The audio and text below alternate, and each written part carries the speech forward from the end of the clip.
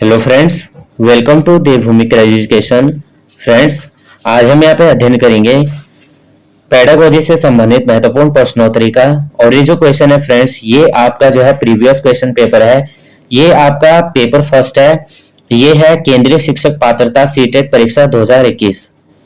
इसमें आपका जो प्राइमरी के लिए होता है, यानी आपका जो सीटेट फर्स्ट होता है, उसका ये पेपर सॉल्व है। तो जिसका पेपर फर्स्ट है ये, तो आप इसे जो है सेकंड वाले भी से आप देख सकते हैं। तो सबसे पहले हम इसको देखेंगे। यहाँ पे आपको टोटल क्वेश्चन 30 मिलेंगे, जो क्वेश्चन यहाँ पे पेपर बनता ही है। तो आपके कितने आंसर यहाँ पे जो है पहले से आपको आते हैं, क्योंकि ये ऑलरेडी आंसर टिक हो रखा है। और फिर दूसरा इसमें क्या है, एक्सप्लेन भी हो रखा है।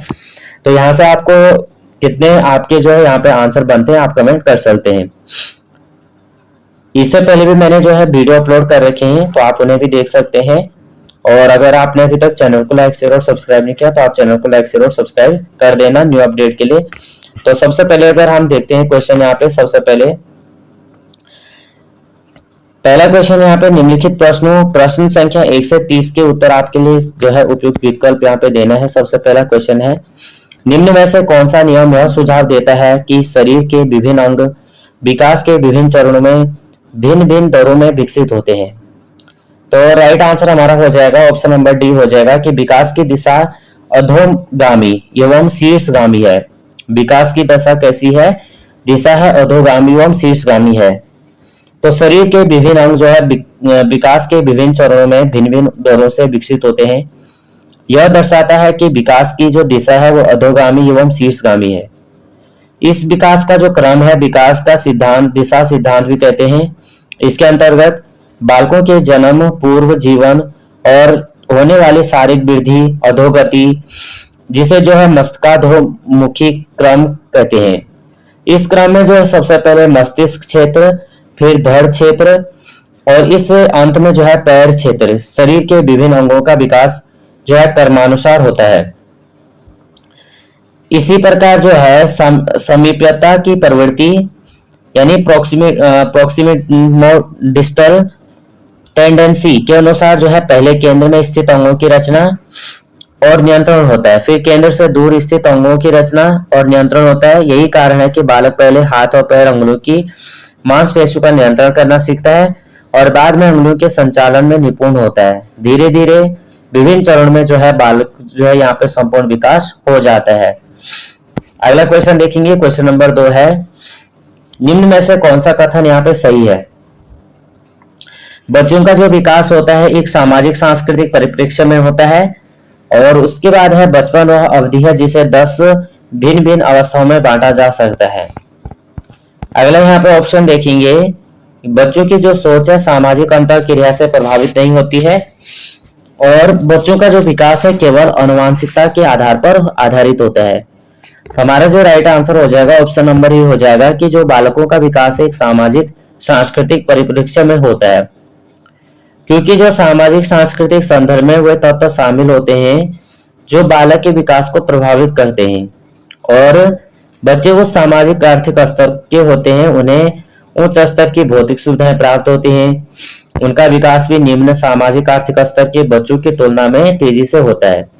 जब बच्चे सामाजिक सांस्कृतिक कार्यक्रमों में भाग लेते हैं तो वे विभिन्न प्रकार की सामाजिक गतिविधियों में परिचित होते हैं, जैसे अपने से छोटे व्यक्तियों के साथ मृदुता का व्यवहार करना चाहिए, बड़ों का आदर करना चाहिए और सामाजिक संदर्भ में पास पड़ोस। बालक को समाज में रहकर जीवन तथा समय व्यतीत करना सीखता है। धार्मिक संस्थाएं समाज में होने वाले विभिन्न धार्मिक कार्यक्रमों के कार्यों में अपना सहयोग दिखाता है और बालक का सांस्कृतिक परिवेश भी बालक के विकास पर विशेष प्रभाव डालता है। बालक जिस समाज में रहता है उसका सांस्कृतिक स्वरूप क्या है, इस बात का बालक के व्यवहार में आचार विचार एवं व्यक्तित्व तथा विकास पर गहरा प्रभाव पड़ता है, जिसमें बालकों का रहन सहन, खाना पीना, सोचना, आचरण, वस्त्र तथा जीवन दर्शन की सभी क्रियाएं शामिल होती हैं। अगला क्वेश्चन है, आनुवंशिक विन्यास के पूर्व निर्धारित रूप से प्रकट होने की प्रक्रिया डैश कहलाती है। तो ये कहलाती है परिपक्वता। तो आनुवंशिक विन्यास के पूर्व निर्धारित रूप से प्रकट होने की प्रक्रिया परिपक्वता कहलाती है। परिपक्वता का अर्थ होता है शरीर के स्वाभाविक विकास से है। आयु और बुद्धि के साथ साथ बालक के अंग प्रत्यंग का विकास होता है और केवल शारीरिक विकास ही नहीं होता बल्कि मानसिक विकास भी होता है। परिपक्वता के क्रम में बालक का जो भ्रूण निर्माण से लेकर और जन्म के पश्चात तक होने वाला विकास भी शामिल होता है। जन्म के पूर्व प्राणी का विकास पर निर्भर अधिकांशतः परिपक्वता पर ही प्रभाव पड़ता है। अभिवृद्धि एवं विकास का प्रतिक्रम एक प्रकार से परिपक्वता पर निर्भर करता है और आवश्यकता के अनुसार परिपक्व हो जाती है। वह पैरों के बल चलने में समर्थ हो पाता है और इस प्रकार परिपक्वता जो है अभिवृद्धि एवं विकास को गति प्रदान करता है। क्वेश्चन नंबर 4 है, सामाजिकरण का प्राथमिक और सामाजिकरण का द्वितीय कारक कौन से हैं? तो ये राइट आंसर हो जाएगा, ऑप्शन नंबर ए हो जाएगा, परिवार और विद्यालय हो जाएगा। तो परिवार सामाजिकरण का प्राथमिक और विद्यालय सामाजिकरण का द्वितीय कारक है। सामाजिकरण एक ऐसी प्रक्रिया है जो नवजात शिशु को सामाजिक प्राणी बनाती है। सामाजिकरण से न केवल मानव जीवन का प्रभाव अखंड तथा सतत रहता है बल्कि मानवोचित गुणों का विकास भी इसमें होता है और व्यक्ति सुसभ्य व सुसंस्कृत भी बनता है। परिवार को बालक के सामाजिकरण का प्राथमिक कारक माना जाता है क्योंकि प्रत्येक बालक जो है परिवार में माता पिता भाई बहनों के साथ रहकर प्रेम, सहानुभूति, सहनशीलता तथा सहयोग आदि अनेक सामाजिक गुणों को सीखता है। परिवार में रहते रहते जो है बालक प्रत्यक्ष तथा अप्रत्यक्ष रूप से अपने परिवार के आदर्शों, मूल्यों, रीति रिवाजों को भी धीरे धीरे सीख जाता है। जबकि विद्यालय का स्थान परिवार तथा पड़ोस के बाद आता है जहां पर वह प्रत्यक्ष शिक्षा द्वारा सामाजिक नियमों व आदर्शों का ज्ञान प्राप्त करता है। अतः जब विद्यालय जो है सामाजिकरण का द्वितीय कारक है। अगला क्वेश्चन करेंगे, लॉरेंस कोलबर्ग के अनुसार 7-8 वर्षीय बालक बच्चों में नैतिक निर्णय लेने का आधार क्या है? राइट आंसर हो जाएगा, ऑप्शन नंबर सी हो जाएगा, दंड और आज्ञा पालन। तो लॉरेंस कोलबर्ग के अनुसार 7-8 वर्षीय बच्चों में जो है नैतिक निर्णय लेने का आधार दंड और आज्ञा पालन है। यह जो है कोलबर्ग के नैतिक विकास की प्रथम अवस्था है। पूर्व परंपरागत नैतिक अवस्था यानी प्री कन्वेंशनल स्टेज के अंतर्गत आती है। इसमें जो है 4 से 10 वर्ष तक के बालक आते हैं। दंड और आज्ञा पालन ये जो है कोलबर्ग के नैतिक विकास की पूर्व परंपरागत नैतिक अवस्था का प्रथम चरण है। इस अवस्था में जो बालक के निर्णय लेने का आधार बाह्य कारकों पर केंद्रित होता है। इस अवस्था में जो छात्र है सही गलत का चयन दंड का पाने का भय और पुरस्कार पाने की लालसा से करते हैं। अगला क्वेश्चन है क्वेश्चन नंबर 6, जीन पियाजे के सिद्धांत में क्रमबद्धता के संदर्भ में प्रयोग हुआ है। तो यहाँ पे सबसे पहला ऑप्शन दिया गया कि वस्तुओं को किसी एक आयाम जैसे लंबाई पर आधारित क्रम देना, दूसरों का परिप्रेक्ष्य लेने की क्षमता रखना। अगला यहाँ पे कहते हैं कि जो चिंतन का वर्णनात्मक रूप जैसा कहानी कथन में होता है, ये स्थानों जैसे अपने विद्यालय के स्थानीय मानचित्रण करने की क्षमता होती है। तो right answer option number A हो जाएगा कि जीन पियाजे के सिद्धांत में क्रमबद्धता का शब्द का प्रयोग वस्तुओं के किसी एक आयाम जैसे लंबाई पर आधारित क्रम देने के संदर्भ में प्रयोग होता है। क्रमबद्धता यानी जीन पियाजे द्वारा दी गई तीसरी अवस्था मूर्त संक्रियात्मक अवस्था 7 से 11 वर्ष की मुख्य विशेषता है, जिसके अंतर्गत बालक में वस्तुओं या चीजों को उनके परिमाण तथा मात्रा के आधार पर क्रम में रखने की योग्यता आ जाती है। जैसे बच्चों को विभिन्न लंबाई की छड़ देने पर उनके द्वारा छड़ों को छोटे से बड़े क्रम में व्यवस्थित करना क्रमबद्धता को दर्शाता है। क्वेश्चन नंबर 7 देखेंगे कि 5 वर्षीय नसीमा को यह लगता है कि चिकनी मिट्टी के गोले को यदि दबाकर एक सांप के रूप में परिवर्तित करे तो चिकनी मिट्टी बढ़ जाती है। तो जीन पियाजे के अनुसार उसकी इस सोच के पीछे कौन सा तर्क है? तो क्वेश्चन नंबर 7 यहाँ पे राइट आंसर हो जाएगा ऑप्शन नंबर बी, केंद्रीयता। तो 5 वर्षीय नसीमा को यह लगता है कि चिकनी मिट्टी के गोले को दबाकर एक सांप के रूप में परिवर्तित करे तो चिकनी मिट्टी जो है बढ़ जाती है। जीन पियाजे के अनुसार उसकी इस सोच के पीछे का कारण है केंद्रीयता। केंद्रीयता जो है पियाजे द्वारा दी गई पूर्व सक्रियात्मक अवस्था यानी प्री ऑपरेशनल स्टेज यानी 2 से 7 वर्ष की एक विशेषता है, जिसमें बालक एक घटना को समझने के लिए किसी एक विशेषता या पक्ष पर ध्यान देते हैं और इसमें बालकों को लंबाई चौड़ाई का ज्ञान होता है, पर वे मात्रा परिणाम परिमाण के आधार पर वर्गीकरण नहीं कर पाते। उदाहरण, एक बड़े गिलास में जूस पीने की जिद कर एक जो बच्चा है बड़े गिलास में जूस पीने की जिद करता है और जूस पीते समय वह एक छोटे चौड़े गिलास की तुलना में एक लंबे व पतले गिलास को वरीयता देता है, जबकि दोनों गिलास में जो है समान मात्रा में जूस रहता है। ठीक उसी प्रकार बच्चा आकृति को देखकर वह सोचता है कि सांप के रूप में चिकनी मिट्टी जो है बढ़ जाती है, जबकि गोला दोनों अवस्थाओं में समान होता है। अगला क्वेश्चन करेंगे यहाँ पे, लेव-वाइगोत्स्की के संज्ञानात्मक विकास का सिद्धांत पर आधारित है। किस पर आधारित है? सामाजिक संरचना, व्यवहारवाद या मनोविश्लेषण या सार्वभौमिकता। तो लेव-वाइगोत्स्की जो है संज्ञानात्मक विकास का सिद्धांत सामाजिक संरचना पर आधारित है। इसमें अधिगमकर्ता अपने सामाजिक परिवेश एवं अन्वेषण से समझ को विकसित करता है।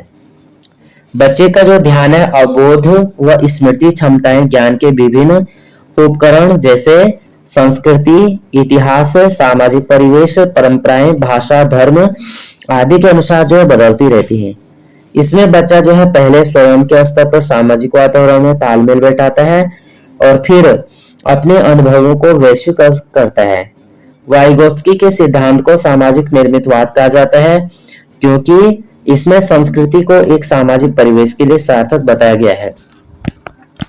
अगला क्वेश्चन करेंगे कि लेव-वाइगोत्स्की ने बच्चे के स्वयं से संवाद करने की क्रिया के लिए किस शब्द का प्रयोग किया है?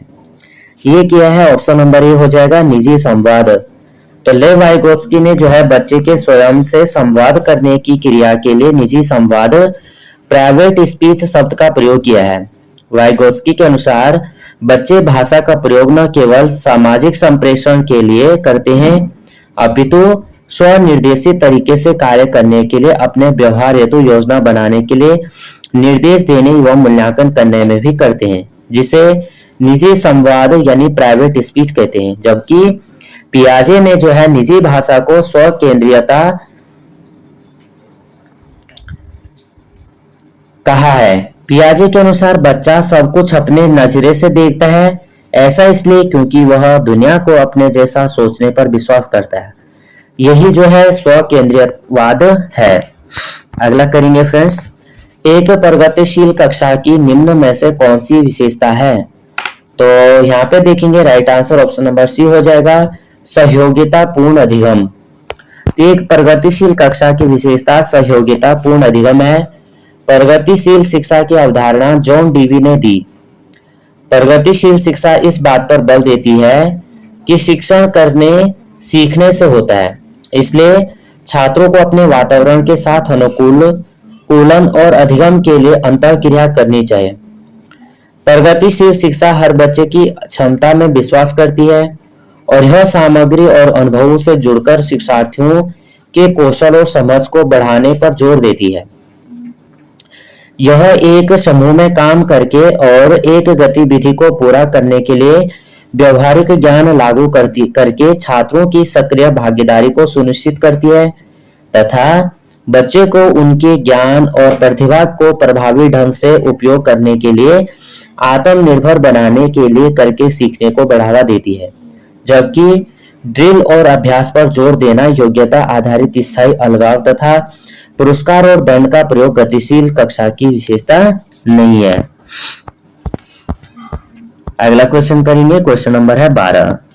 राष्ट्रीय शिक्षा नीति 2020 में निम्न में से कौन सा कथन प्रस्तावित है? तो यहाँ पे देखेंगे right answer option number C हो जाएगा बाल विद्यार्थियों के लिए बहुभाषी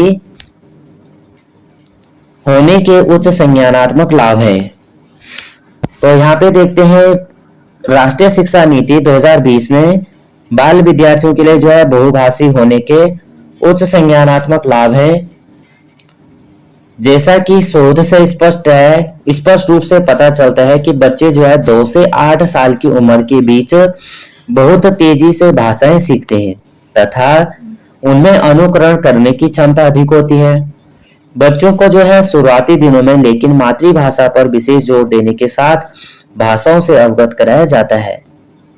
एनसीएफ 2005 कहता है कि बहुभाषिता एक संसाधन मानती है जिसमें बच्चा जो है बहुत सी भाषाओं का ज्ञान अपने सहपाठियों से सीख लेता है। जेंडर भूमिकाएं डैश डैश हैं। तो जेंडर भूमिकाएं डैश डैश हैं, यह है अधिग्रहित व्यवहार। तो जेंडर भूमिकाएं अधिग्रहित व्यवहार हैं जो समाज को सांस्कृतिक मानदंडों और परंपराओं के अनुसार एक पुरुष या महिलाएं या लड़के या लड़की के लिए उपयुक्त कार्य प्रदान करती है।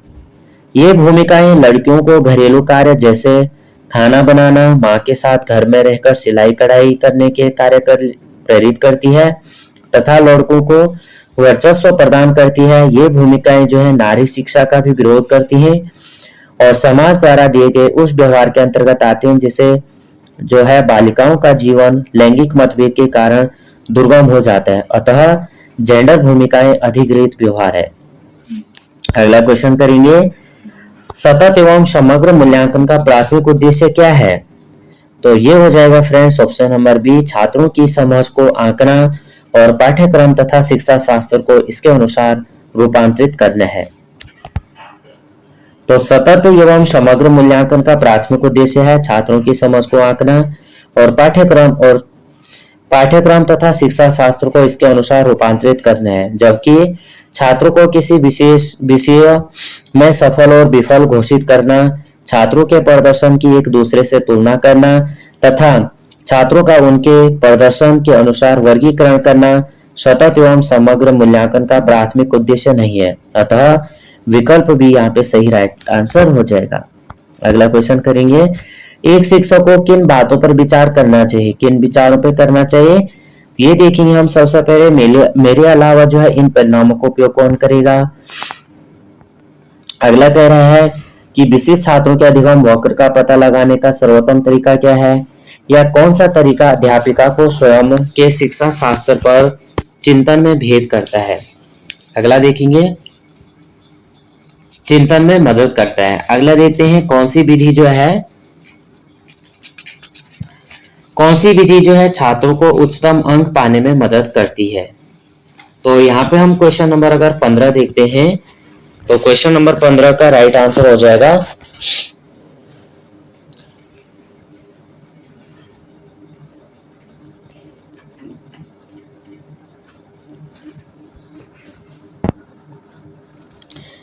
कह रहा है कि अपनी कक्षा के लिए मूल्यांकन पद्धति तय करने से पहले एक शिक्षक को किन बातों पर विचार करना चाहिए, किन बातों पर, यानी अब मूल्यांकन पद्धति पे।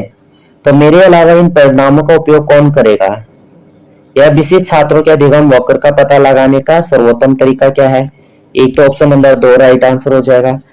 कौन सा तरीका अध्यापिका को स्वयं के शिक्षा शास्त्र पर चिंतन में मदद करेगा, 3 भी राइट आंसर हो जाएगा।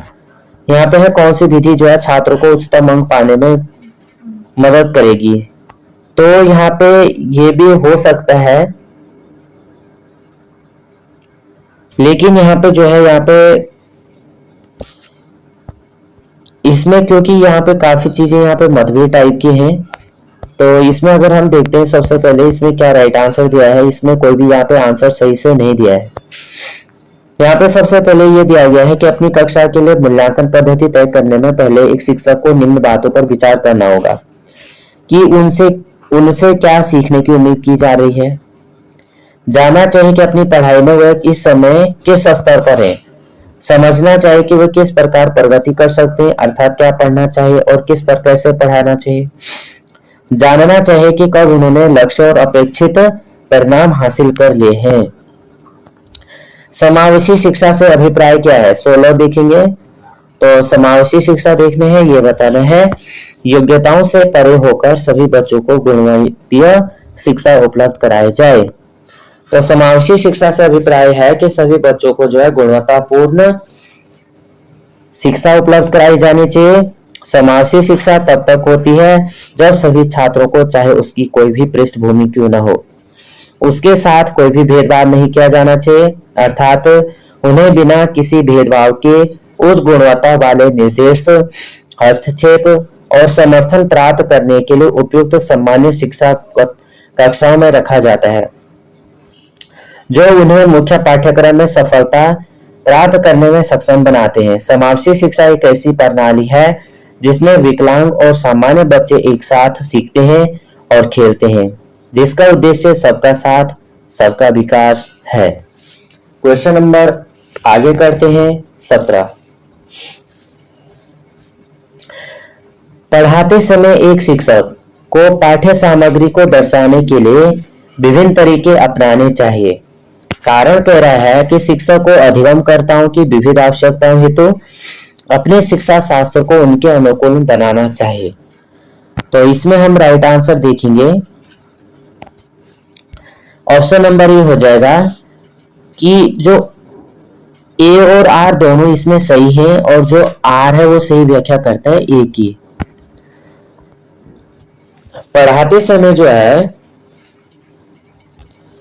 एक शिक्षक को जो है पाठ्य सामग्री को दर्शाने के विभिन्न तरीके अपनाने चाहिए, जिससे छात्रों में उस शिक्षण के प्रति रुचि, जागृति और तत्परता से जो है शिक्षण कार्य सीखे तथा एक दूसरे को प्रेरित करे। क्योंकि यदि एक शिक्षक अधिगमकर्ताओं की विविध आवश्यकताओं के अनुसार अपने शिक्षण विधियों तथा शिक्षण शास्त्र को उनके अनुकूल बनाएगा, तो यह छात्रों के अधिगम होगा तथा कक्षा जो है अत्यंत प्रगतिशील एवं प्रभावी होगी। क्वेश्चन नंबर है 18।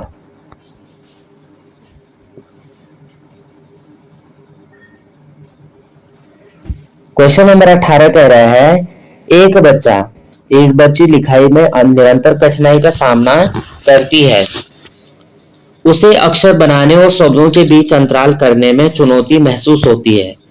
यह लक्षण जो है अधिगम विकार की ओर इशारा करता है। तो किस अधिगम की ओर यहाँ पे इशारा हो रहा है यह बताना है 18 का। ये हो जाएगा आलेख वैकल्य यानी डिस्ग्राफिया। क्या हो जाएगा? डिस्ग्राफिया हो जाएगा। एक बच्ची जो है लिखाई में निरंतर कठिनाई का सामना करती है, उसे जो है अक्षर और शब्दों के बीच में अंतर करने में चुनौती महसूस होती है। ये लक्षण क्या है? आलेख वैफल्य यानी डिस्ग्राफिया की ओर इशारा करता है। जबकि पठन वैफल्य में जो है डिस्लेक्सिया में छात्र को अक्षरों को पढ़ने में कठिनाई होती है, वो जो है 100 को वॉस डी को भी पढ़ लेता है। और गणन वैफल्य में जो है यानी डिस्लेक्सिया में छात्र गणितीय संबंधी गणनाओं को करने में असफल होता है। क्वेश्चन नंबर 19 देखते हैं। क्वेश्चन नंबर 19 है कि विद्यार्थियों में व्यक्तिगत विभिन्नताओं को पूरा करने के लिए एक शिक्षक को क्या चाहिए? तो ऑप्शन नंबर बी यहाँ पे देखेंगे कि यहाँ पे हो जाएगा शिक्षा शास्त्र उपागमों और मूल्यांकन के विविध साधनों का उपयोग करना चाहिए। तो विद्यार्थियों में जो है व्यक्तिगत विभिन्नताओं को पूरा करने के लिए एक शिक्षक को जो है उसके शिक्षा शास्त्रीय उपागमों और मूल्यांकनों के जो है विविध साधनों का उपयोग करना चाहिए। जबकि केवल पेपर पेंसिल आधारित परीक्षणों की संख्या में वृद्धि करके और पुनर्स्मरण पर बल देकर छात्रों की व्यक्तिगत विभिन्नता का पूरा नहीं किया जा सकता। एक शिक्षक जो है मानकीकृत पद्धतियों और केवल आकलन के तरीके का उपयोग करके तथा रटन आधारित अधिगम को निर्धारित करने में उपयोग करके एक रूप शिक्षा शास्त्र का निर्माण करके तथा योगात्मक आकलन पर बल देकर छात्रों की व्यक्तिगत विभिन्नताओं तक नहीं पहुंच सकता, क्योंकि इन प्रक्रियाओं के द्वारा छात्र नकारात्मक के वशीभूत होकर मानसिक तनाव में ग्रस्त हो जाता है। अगला क्वेश्चन देखेंगे यहाँ पे। क्वेश्चन नंबर यहाँ पे हो जाएगा 20। निम्न में से कौन सा सृजनात्मकता का अनिवार्य लक्षण है? तो 20 का राइट आंसर हो जाएगा, ये हो जाएगा अपसारी चिंतन। तो अपसारी चिंतन सृजनात्मकता का अनिवार्य लक्षण है। जब किसी व्यक्ति के सामने कोई समस्या रखी जाती है, यह उस समस्या के समाधान के लिए वह व्यक्ति अपनी कल्पना शक्ति एवं सृजनात्मकता का प्रयोग करता है। उस चिंतन को जो है अपसारी चिंतन कहते हैं। अपसारी चिंतन जो है सृजनात्मक बच्चों में पाया जाता है। जैसे जब कक्षा में एक शिक्षक किसी विद्यार्थी से प्रश्न पूछता है कि यदि तुम्हारे पंख होते तो तुम क्या करते। इस प्रश्न का कोई सटीक उत्तर नहीं है, अतः ऐसी स्थिति में बालक जो है इसके बारे में कल्पना करेगा और फिर अपने विचार प्रस्तुत करेगा। 21 देखेंगे फ्रेंड्स।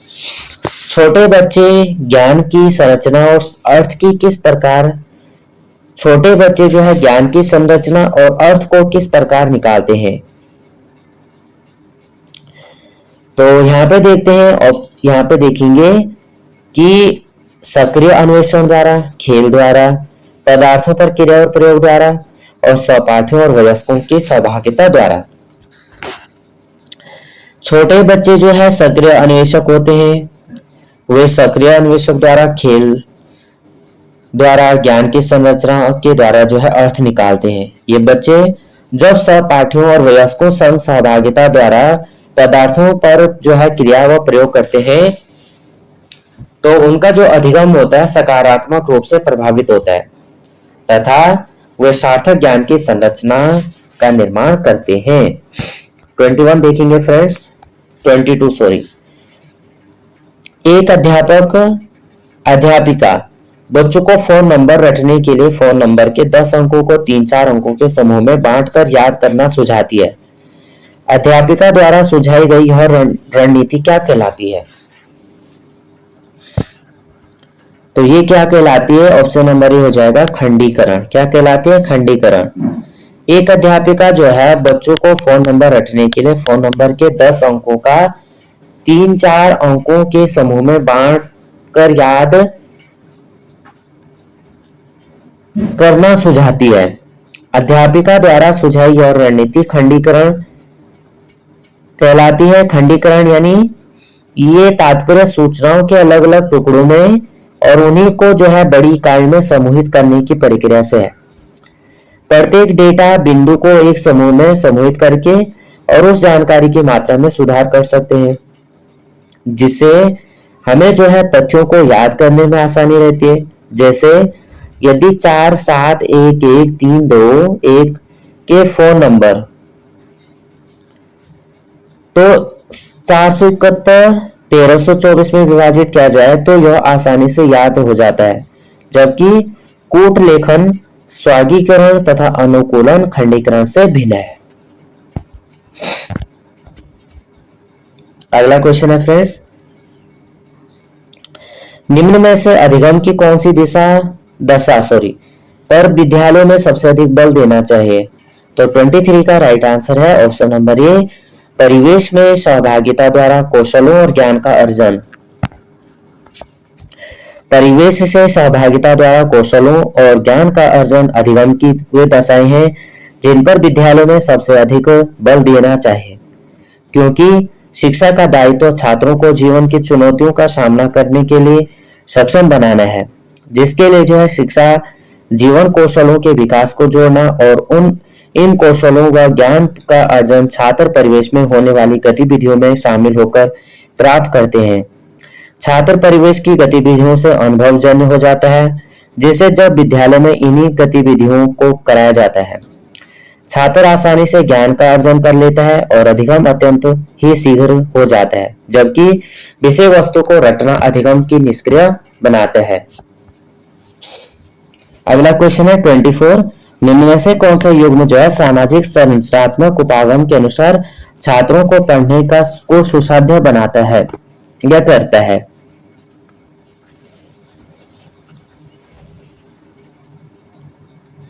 तो 24 अगर हम देखते हैं, सबसे पहले सलमा विद्यार्थियों को नए शब्द सिखाने के लिए फ्लैश कार्ड का उपयोग करती है और उनके सही उत्तरों के लिए उन्हें टॉफी पुरस्कार देती है। दूसरा यहाँ पे कह रहा है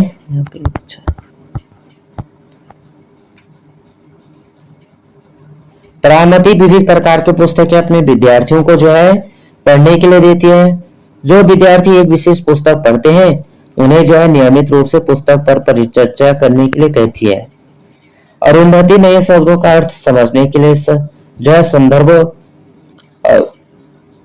संबंधित संकेतों के इस्तेमाल पर बल देती है।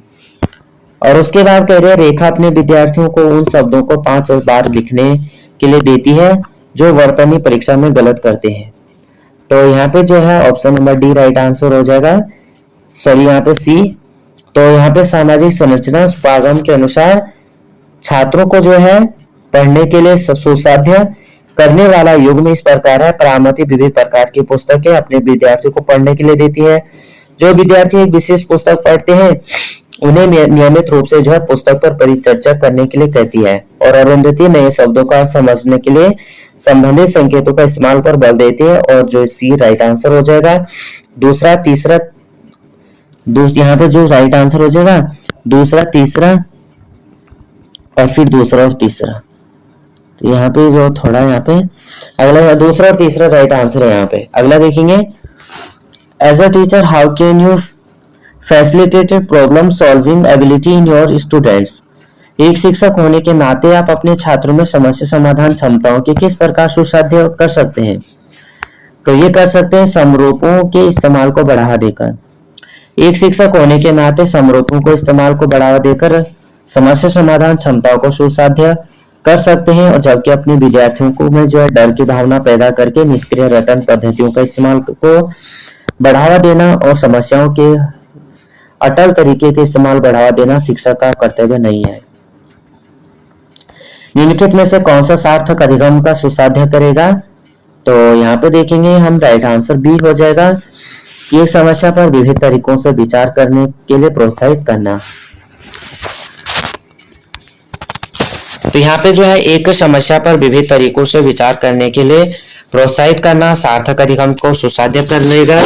क्योंकि जब छात्र किसी एक ही बिंदु पर विचार करेंगे, कल्पनाशील होंगे और अपने सृजनात्मक युक्त विचारों को शिक्षक के सामने रखने के लिए प्रोत्साहित होंगे, तो नए विचारों को खोजने में छात्रों के अंदर सार्थक अधिगम उत्पन्न होगा।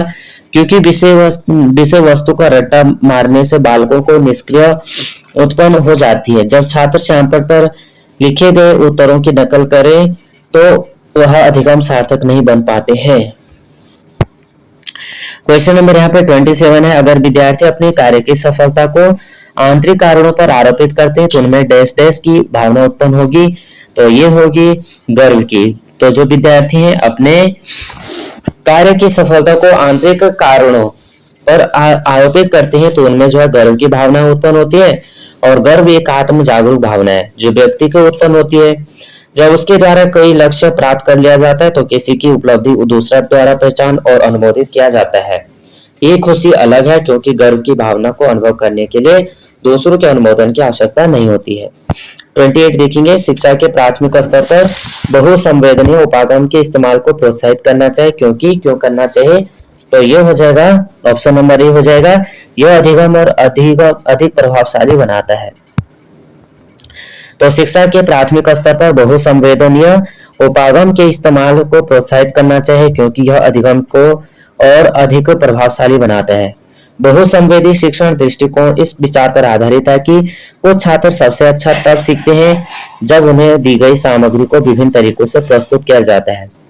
यह जो विधि है छात्रों को पढ़ने लिखने और वर्तनी सीखने में मदद करने के लिए एक बहुसंवेदी दृष्टिकोण का उपयोग करती है। और इन गतिविधियों में सुनना, देखना, अनुरेखण और लेखन की सुविधा होती है जिन्हें व्यक्त VAKT यानी दृश्य, श्रवण, गतिज और स्पर्शनीय कहा जाता है। शिक्षक जो विभिन्न इंद्रियों का उपयोग करने वाली कक्षा की गतिविधियां प्रदान करते हैं और उनके छात्रों को सीखने में ध्यान बढ़ेगा और प्रभावशाली माहौल यहाँ पे होगा। अगला क्वेश्चन देखेंगे 29, लास्ट क्वेश्चन रह रखे, लास्ट 2 क्वेश्चन रह रखे। तो बच्चे अक्सर जो है विभिन्न संकल्पों के बारे में वैकल्पिक संकल्पनाएं और भ्रांतियां गठित कर लेते हैं। इस संदर्भ में कौन सा कथन सही नहीं है।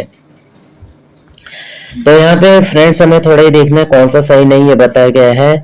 ऑप्शन नंबर यहाँ पे देखते हैं, राइट आंसर हो जाएगा कि एक अध्यापिका को बच्चों द्वारा गठित वैकल्पिक संकल्पनाओं और भ्रांतियों को सख्त रूप से हस्तोत्साहित, यहाँ पे सख्त तो कुछ करना ही नहीं है, ये राइट आंसर हो जाएगा ऑप्शन नंबर ए।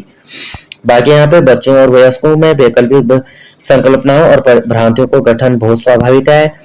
यह एक अध्यापिका को निश्चित रूप से इन वैकल्पिक संकल्पनाओं में भ्रांतियों पर गौर करना चाहिए, क्योंकि ये सीखने सिखाने की प्रक्रिया महत्वपूर्ण है।